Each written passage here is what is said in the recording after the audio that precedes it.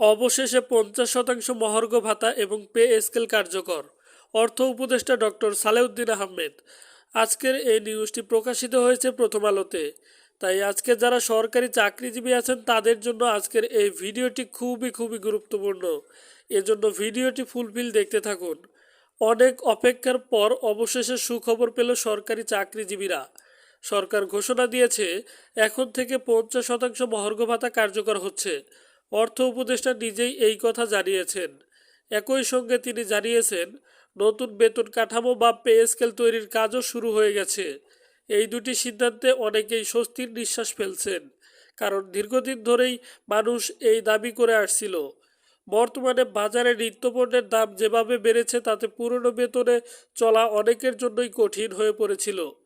চাল ডাল তেল থেকে শুরু করে ভাড়া পর্যন্ত সবকিছুই দাম এখনও অনেক বেশি।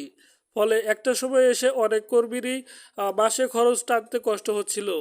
এই অবস্থায় এই 50% ভাতা অনেকটা স্বস্তি দেবে বলেই মনে করছেন সবাই। এই সিদ্ধান্ত শুধু হঠাৎ করেই নেওয়া হয়নি, এর পিছনে আছে বহুদিনের দাবি, আন্দোলন ও আলোচনার ফল।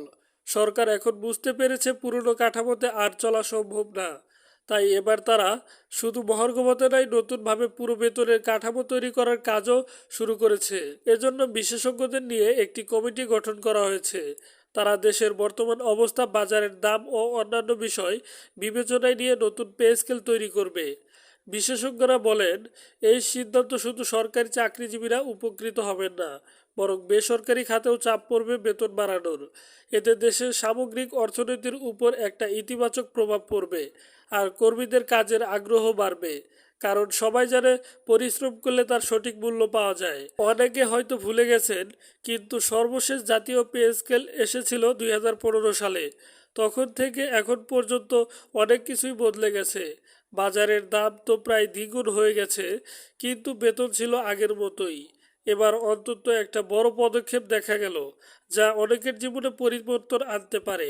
এখন সবার চোখ সরকারের উপর, তারা কবে এবং কিভাবে এইসব প্রতিশ্রুতি বাস্তবায়ন করবে।